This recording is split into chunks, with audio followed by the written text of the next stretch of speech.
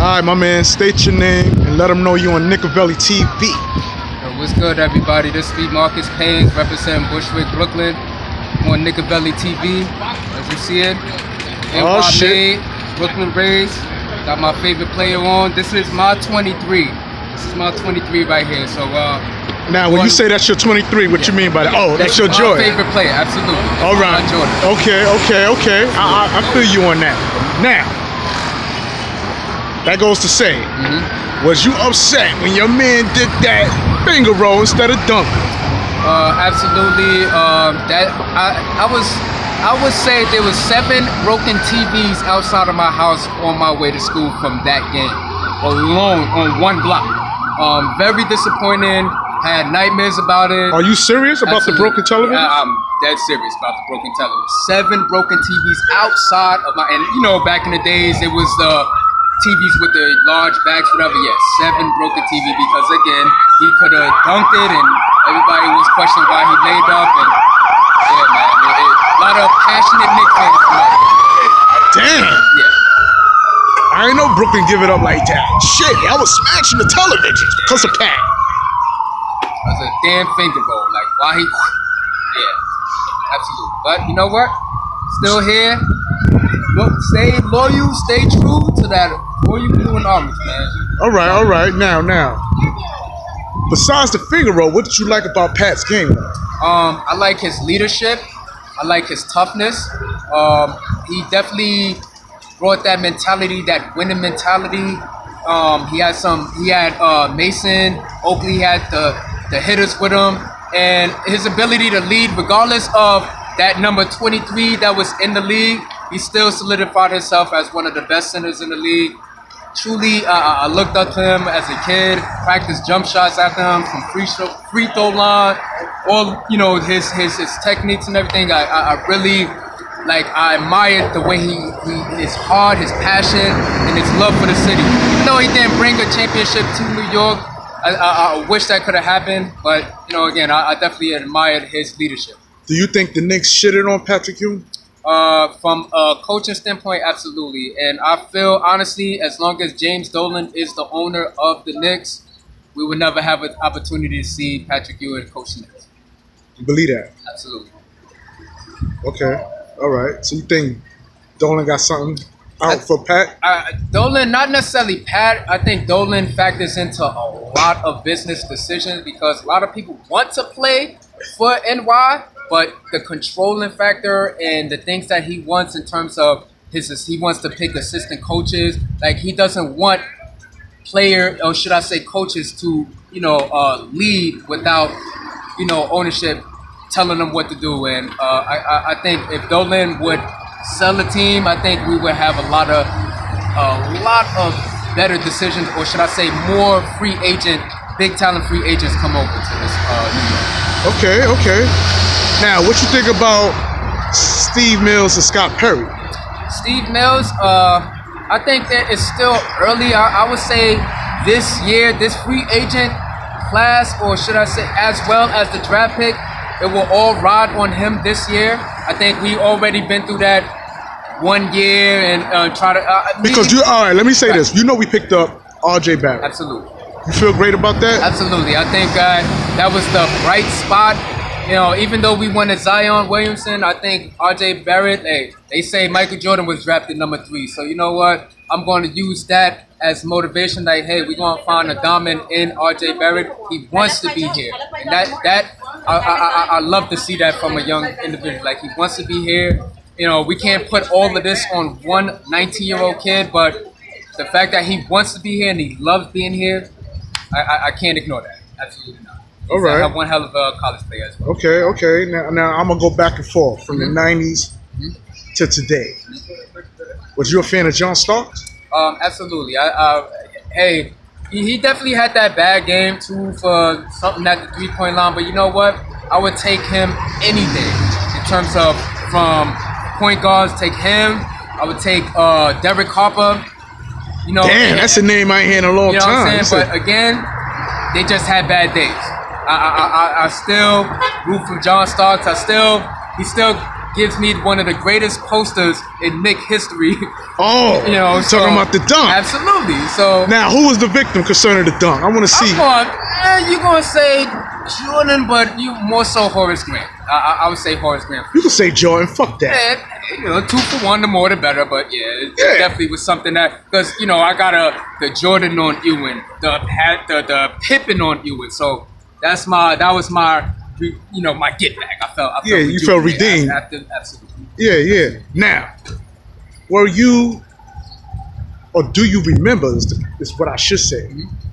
A player in Xavier McDaniel. Absolutely, the X-Men. See, you had Anthony Mason and Charles Oakley, but X-Men, he definitely was the goon, and that was in the era where he had Pippen's heart. Right, absolutely. You could get into altercations and still play in the game. So they didn't mind, those players taking the brunt of the altercations. That way, your most important players won't have to miss a game. So you would definitely handle the dirty work and be like, you know what, I'll get suspended, I'll take the fine, but you know what, I need you here. Like, I definitely respect Xavier McDaniel. So that's what you think the Knicks needed to get back to, being the bad boys. Yeah. Because the Knicks, believe it or not, took the blueprint of the Detroit Pistons, because they was the bad boys at one time with Bill Lambert, Isaiah Thomas. I think what's that dude named? Rick Mahorn. There you go. Absolutely. Yeah. Absolutely. Rodman and his shit. The physicality in this day and age, I don't think it would happen the way back in the days. I'm pretty sure they'd get 3 fouls in the first quarter if they played that physical. But I think now it's about spreading the floor. We need shooters. Like the 3-point shot is like a 2-point nowadays. So as long as we got shooters, somebody dominant in the paint, we'll in the East. We good against everybody. Now, if we was in the West, hey, we probably need a solidified point guard, a point guard that could lead with, in terms of passing and instead of isolating and take control of the game. Right. So I think that would be necessary in the West. But in the East, dominant center, shooters that a 3 and a 4 that could space the floor, it'll be fine. Now, when we talk about this draft, like you said earlier, you wanted Zion Williams, we didn't get him. Mm-hmm. The Knicks record, I believe, was what, 35 losses, 17 wins, something like that? It's like 19, and we had 19 wins, but yeah. 35, 37, somewhere around there. All right, we didn't go to the playoffs. Absolutely. So why we didn't get the first draft, I don't know. But being that the Pelicans got Zion, I asked all my interviewers, if we would have got Zion, do you think it would have been made any sense to trade him off for AD? No. Because you heard that. Yeah, and I said, you know what? Absolutely not. Absolutely. And Zion, I think Zion would have drew Kyrie and Kevin Durant more. Hey, who knows what Kevin Durant going to do? But Anthony Davis, I think he was sold in LA. Regardless of the rumors or whatever, I think he already was sold. He just was waiting to the end of the year. But again, in terms of from a big man standpoint, I think Mitchell Robinson, we definitely had some prospects that we could mold to get there. I think we couldn't risk throwing away the whole roster, or should I say that Zion Williamson for Anthony. I would have never made that. Absolutely not. Never. Absolutely not. So forget AD. You glad where he's at? Going to the Lakers. All the best to him. Absolutely.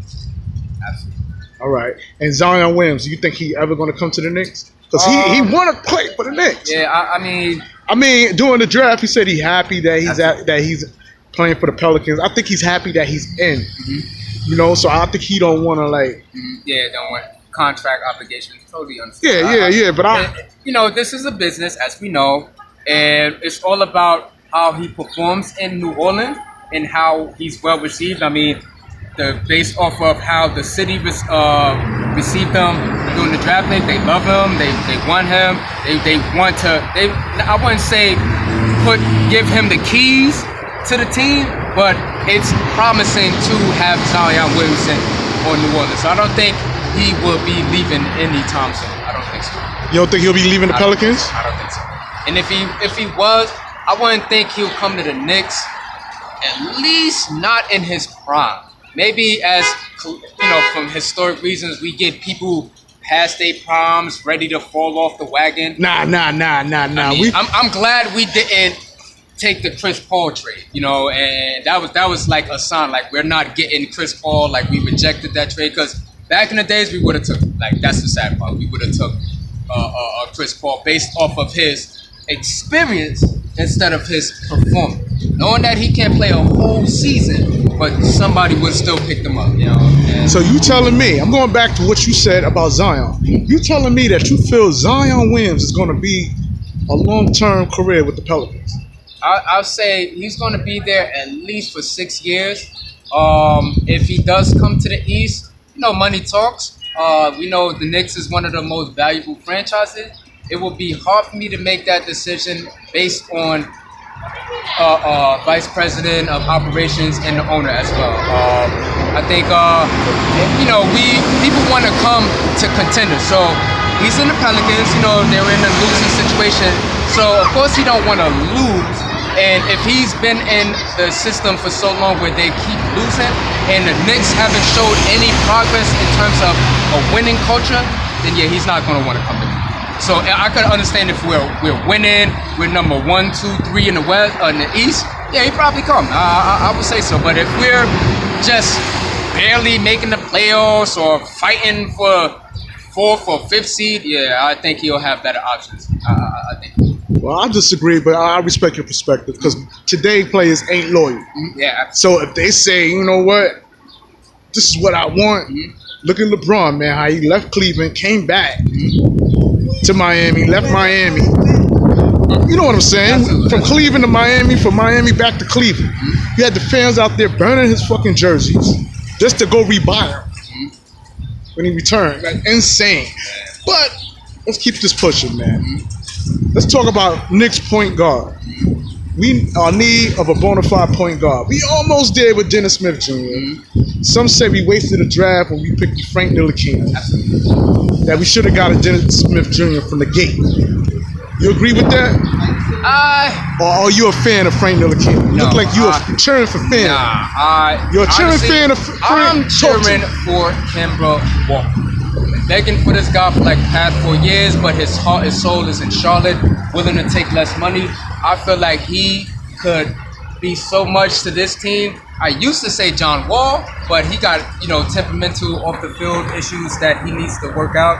But if it's not Kemba Walker, it could be Bradley Beal, God willing. But what we got right now, yeah, we don't have a solidified point guard right now. So do you think Kyrie need to come to fill his shoes? No. I think based off of his reputation and his one championship ring, I feel that got into his head to the point where he feel like he can lead his own. He had his opportunity.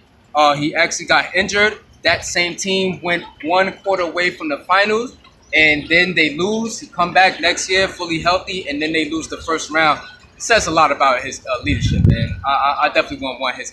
Great player, but from a leadership standpoint, in terms of leading, I don't think he's a great leader. I think he's secondary. Absolutely, something similar to. He's James like a Scottie Pippen to a Michael Jordan. He's like a James Harden, honestly.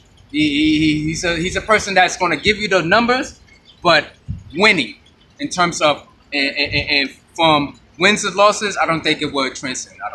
What if I told you they say the same thing about R.J. Barrett? They target his game. Really? Like James Harden or Scottie Pippen. Wow, that's interesting. They say that R.J. Barrett can shoot the jumper. He's a scorer. Come on, you gonna go this way, man? Come on now. Why would you do that? I'm sorry, y'all, but R.J. Barrett, right? They say is don't have a three-pointer. That's his weakness. He can't shoot the three. He can do everything else. I actually saw some tape. He has a shot. I'm not saying it's high percentage, but it could grow. I say it's better than Ben Simmons. I'm going to jump out on a limb. It's better. I seen him shoot. It's not perfect, but it could be developed. From a 19-year-old, it definitely could be developed. And I look at it no different than LeBron James. He came out, definitely this all-around player, but he definitely didn't build that three-point shot until like at least, the 6th year. And again, I definitely have confidence that he will get his shot right. But as long as he builds some weight and space the floor, I think we'll be fine. Okay. So answer my question. Frank Ntilikina, keep him or let him go? Let him go. I think based off of Not big on his defense, though.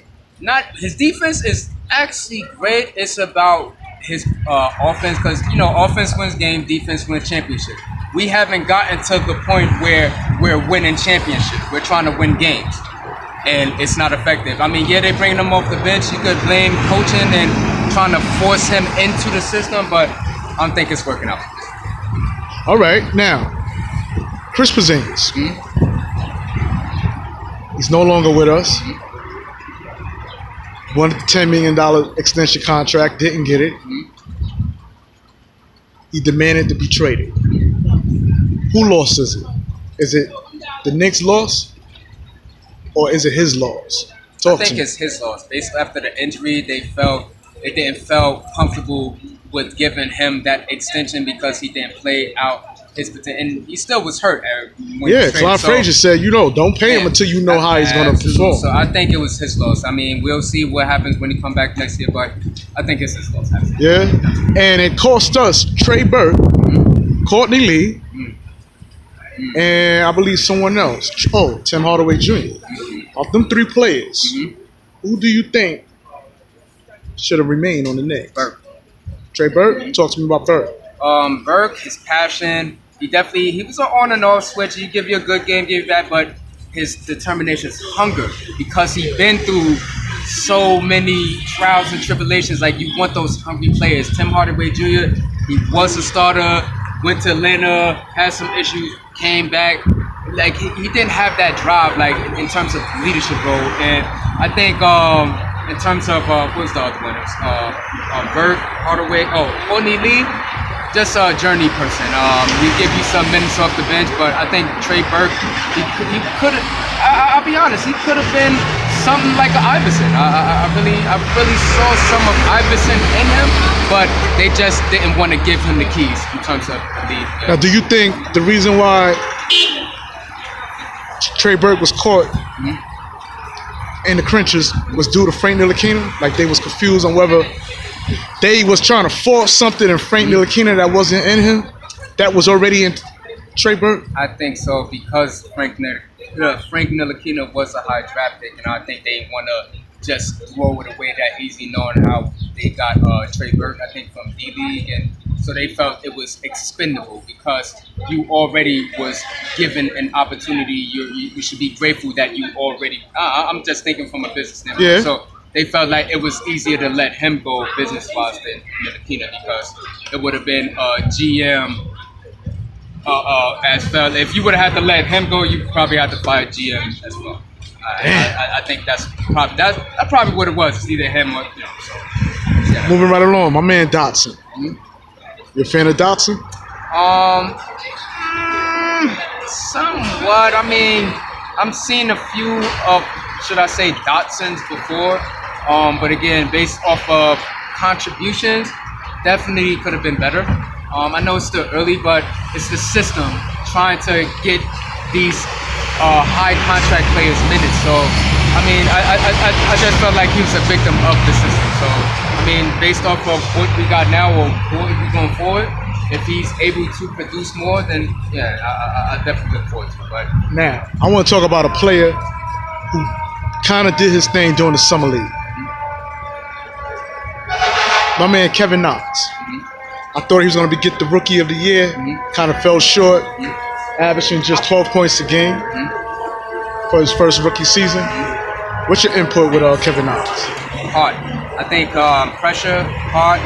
Didn't have that mentor. That, you know how like it's like a few veterans that will mold you. I don't think he had that right veteran to help him along the way because everybody was leaving. DeAndre Jordan tried, and he's not there for long. But I think he needed that mentorship and physicality. Do you think he would pick that up next year? I have a funny feeling that next season, I think Kevin Knox going to explode. I think so, necessarily because of the attention with RJ Barrett. And bad enough, I think that's more so being a sophomore and knowing that, he probably, will feel a little jealous because of how well received Barrett was than he was. But You said jealous? no, yeah, I believe so. You think Kevin Knox is that going to will be put jealous? I mean, he already got seeing eye emojis on it. That's all he's tweeting. You know, all you see is eyes, and it's like, I'm not aware of this. Yeah. Put me on. What yeah, you mean? he was tweeting seeing eye emojis, and it trended. And I think Kyle Kuzma did it like before the draft started. I don't know with rumors or if anybody was making moves, but he definitely. I think it lit a spark for him because again, I think he plays the same position.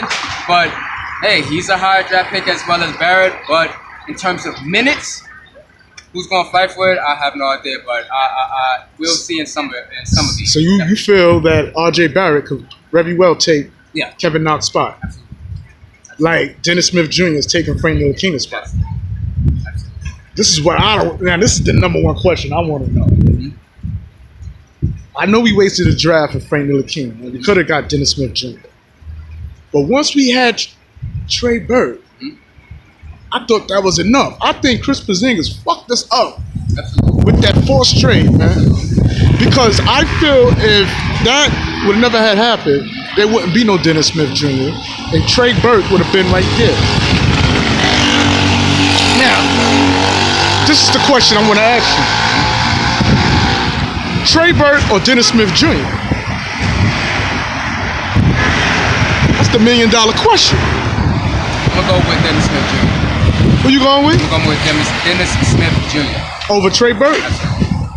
I'm gonna go with experience on this one. Not necessarily heart, because I think him being traded alone in terms of Junior added that hunger, that drive. Oh, you don't want me. I think the culture, and I think that that Doncic kid put a chip on his shoulder as well. So I think he would have been hungry just and playing in the bright lights, getting a clean slate. I think he had an opportunity to exceed. I think he will exceed. But Trey Burke, I think his losing and the way his minutes died down, due to Dennis Smith Jr. being there as well as Nikita.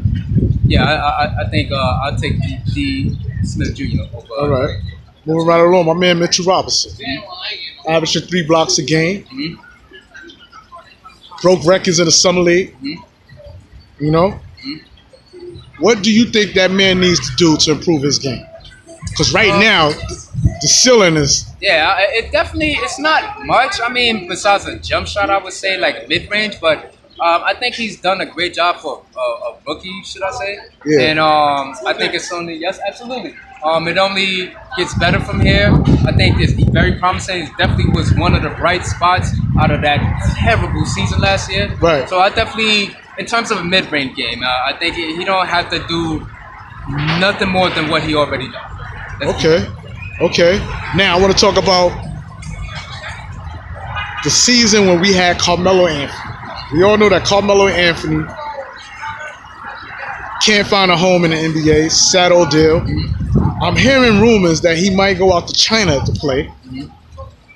I don't know. But when he was on the Knicks, we had Coach Mike Woodson. Carmelo Anthony held the team down. 62 points in the Garden. Knicks went to the playoffs. That's the last time we seen the playoffs. 50 and 23 to be mistaken. How do you feel about that, man? And do you think when we had Jeremy Lin on the team that Carmelo Anthony felt salty with his success? Absolutely. You agree with that too? Absolutely, I do. I think he wanted to be that guy. I think his leadership style and his overall play, it wasn't Knicks basketball. I mean, it was hero basketball. And yeah, we had J.R. Smith 6 men off the bench, and that's when Amari initially got the foot in the door when Carmelo just added a step to it. But I think Amari leaving was the first time I was like, wow. I thought that was supposed to be the 1-2 punch. Probably throw another person, but I don't necessarily think that Carmelo, he did this to himself. I know. I wish him well. I hope he don't come back to the Knicks. You don't want him to come in? That was going to be my next question. I definitely wouldn't want him. Because not even coming off the bench? Not even coming off the bench. I think his wheels is falling off. I think he needs to. I think he's going through that same problem that Allen Iverson did. Like he's not accepted to not being the same person that he was, and that's how I think he's just gonna be one of them people like this guy that never win a ring. Yeah. Well, my man, I would like to thank you for coming on Nicovelli TV. To all my viewers out there, make sure you like and subscribe and hit that notification bell. All right, and we out. Peace.